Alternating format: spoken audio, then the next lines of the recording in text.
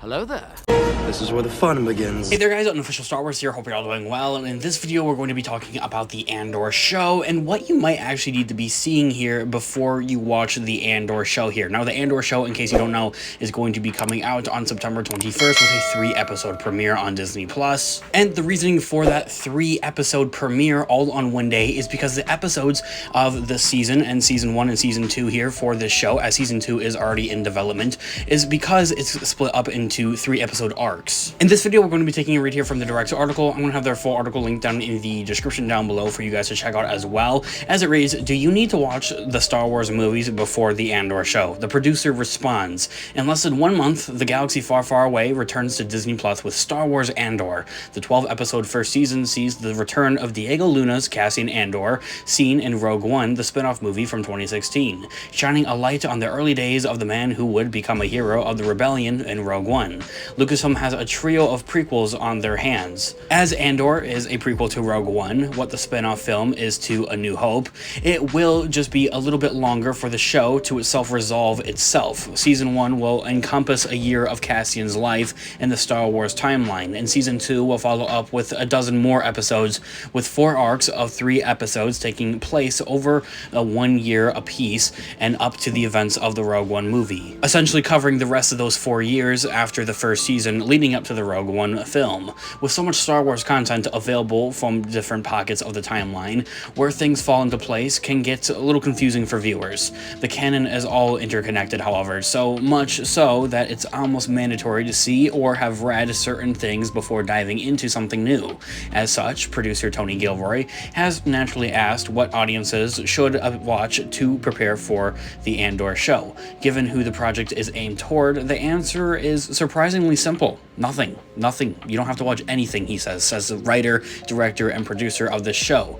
In preparation for the Andor show coming out here in September 21st, he says that you don't have to have watched or seen anything Star Wars. He continues to say in the article, during the first press conference for Star Wars Andor, showrunner and producer Tony Gilroy even stated that diehard fans are the team's hall card, end quote. In that full quote of what he has to say, well, look, I mean, there's no secret. The show exists because of the important, passionate Star Wars community, and I know it's not a monolithic community, but there's many different versions and factions within it.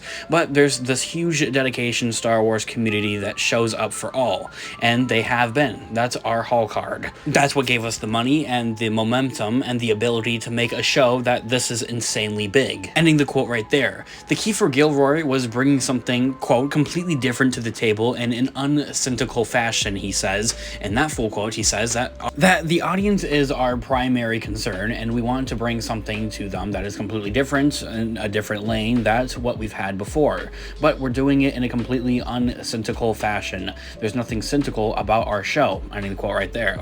Tony Gilroy's aim has been to make something that feels, quote, real to both the Andor and creative team and to Star Wars fans as well. And that full quote of what he has to say, diving in depth on that, end quote, the word we use more and more every day, and what I was at Pinewood today prepping for Season 2 is, quote, real.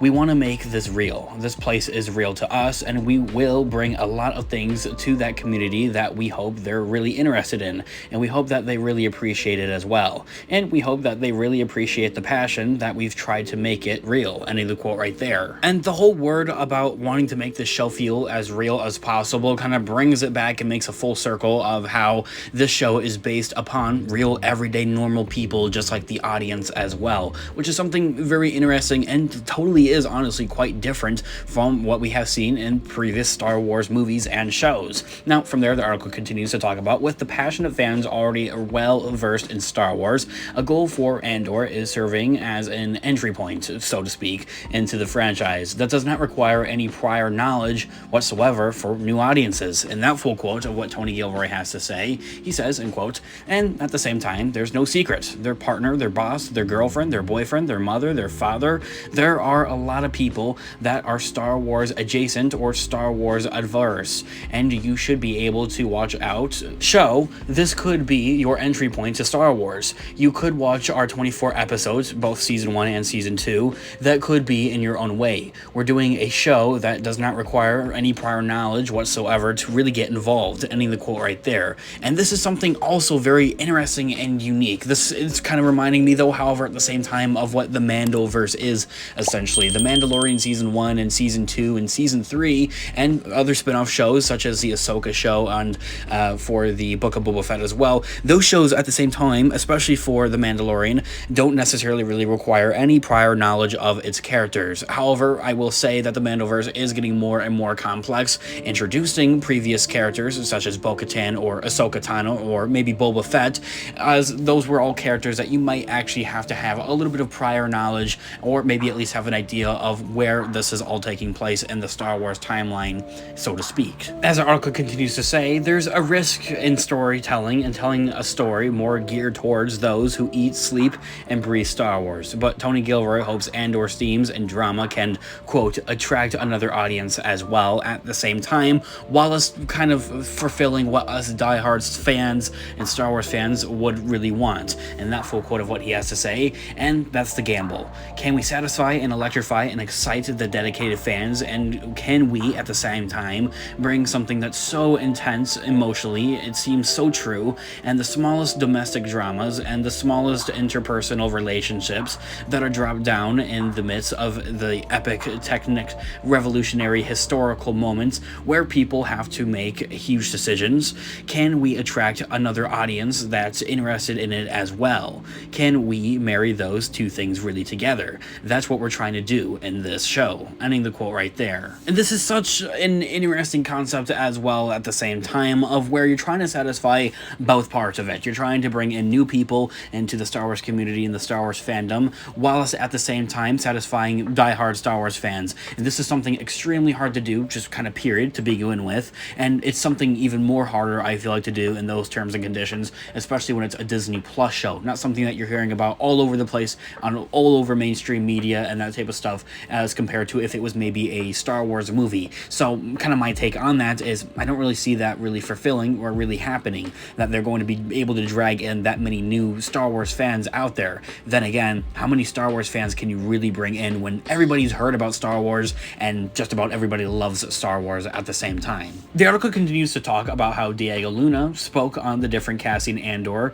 scene at the beginning of the series, describing the character's journey as proof that, quote, anyone can do something to improve the world. Diego Luna being Cassian Andor himself, and that full quote of what he has to say, I think it's how far can someone be from learning he could be a tool of change? How far can you be from that and still find your way into acknowledging that you are capable of big stuff, you know? It was that. You see Cassian in the first episode, you don't see any possibility of that happening. That, to me, gives me hope. You know, especially in the world we live in. If that's possible, anyone can do something.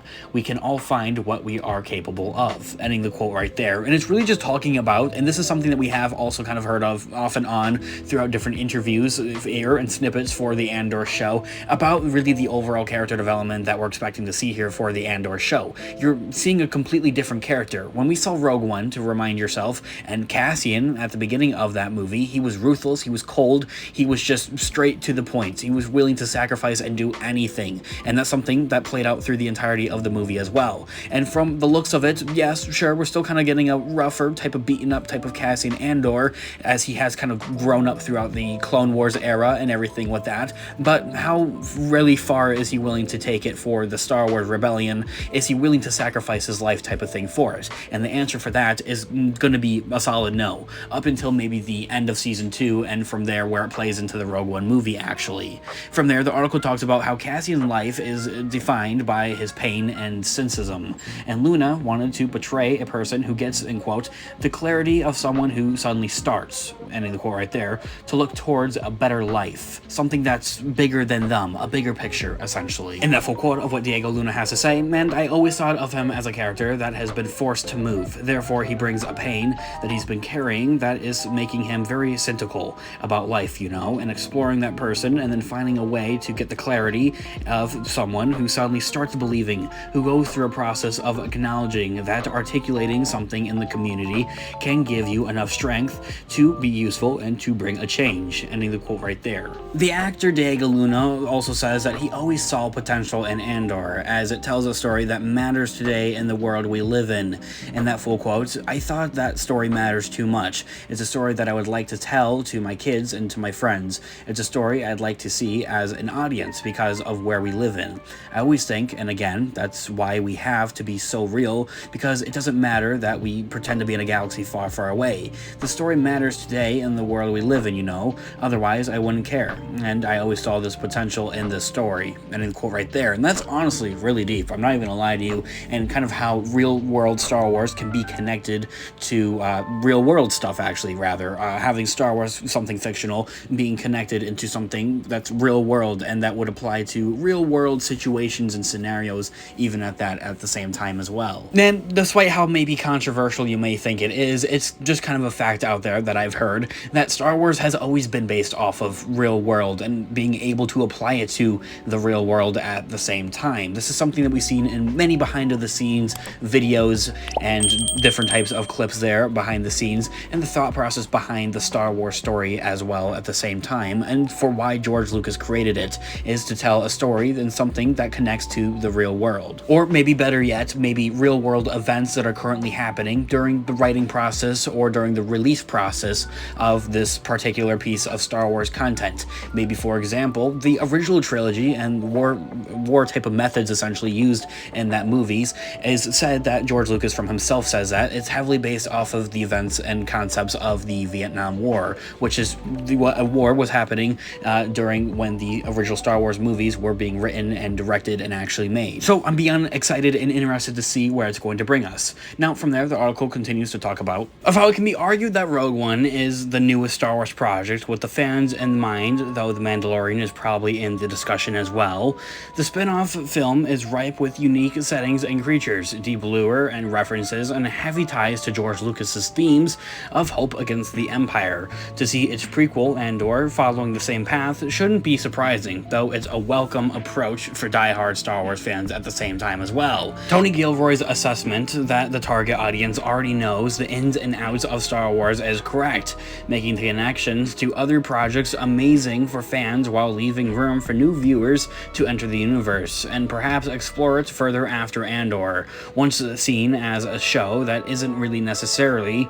As all things considered, it is a spin-off of a spin-off. Andor is now clearly the most slept-on project in the Disney Star Wars era, boasting a high budget and a stellar cast, bringing a rebellion to life, and especially in live action, I think we're beyond lucky at that as Star Wars fans to have this project as live action and have the most thought process put into it there as well, and the most care given for this show here at the same time as well. A lot of work had gone into this show, and really the fact that it is live action at the same time. Though it certainly can't hurt to have seen Rogue One beforehand, new audiences may get more out of Andor if they just go in blind. As Diego Luna says, Cassian will be someone unrecognizable at the time, at the start of the show, a person no one would believe is capable of the sacrifice he makes on Scarif.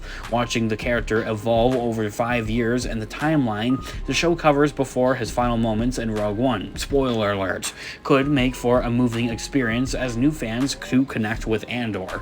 Andor won't be a case of the Mandoverse, despite how much I love it, where audiences who skipped the Book of Boba Fett will be thoroughly confused when The Mandalorian Season 3 comes along. The closest thing to a tie-in show has before Rogue One is Star Wars Rebels, but the blanks and the deteriorating relationship between Saw Gerrera and Mon Mothma's Rebel factions will likely be filled in over the course of the second season to piece things better together. Most exciting will be what kind of fresh take Tony Gilroy and his team have in store for fans with this show. There are many who will take solace to the uncynical nature of the showrunner's approach, as a certain film in 2017 was perceived as doing the opposite, much to chagrin of those supporting in the franchise. The stills and the footage already released for this show to the point have all looked beyond phenomenal, and with the pedigree of the series' writers and the first spy thriller in a galaxy far, far away, should be something honestly very unique and special at the same time, bringing in new concepts, elements, and storytelling techniques into the Star Wars universe. And so from there, that's where the article ends. As I had mentioned at the beginning of this video, I have that full article linked down in the description down below for you guys to check check out as well. I really think that our main takeaway here from this article is two big things. Is the fact that we're getting more teases at Cassian Andor's, so to speak, character development here that we're going to see throughout the show. This isn't going to be the same Cassian that you see in Rogue One, who's more ruthless and willing to take sacrifices and bigger risks at the same time. And number two is the fact that you really can go into blindly seeing this show. You really have to have seen Star Wars, or maybe even at that have heard of Star Wars, but in this day and age that's impossible. How could you have not heard of Star Wars? So this is definitely going to be something unique and different, and we're kind of getting to a point where we're able to pinpoint some of those newer ideas and concepts and storytelling techniques, as I had mentioned, that the show is going to offer here for the Star Wars galaxy and the Star Wars franchise. Let me know your thoughts and opinions in the comment section down below. I'd absolutely love to hear what you guys all think. What do you guys want to see here with the Andor show? What are you guys looking forward to mostly? And what do you think about this article here and this update for today's video? I'd absolutely love to hear all of your thoughts and opinions in the comment section down below. Leave a like on the video if you did enjoy it, as it really does help with the channel, and check out Instagram on official Star Wars for more Star Wars related content, link down in the description down below. And until next time, I'll catch you guys in the next video. May the Force be with you as always. Peace out.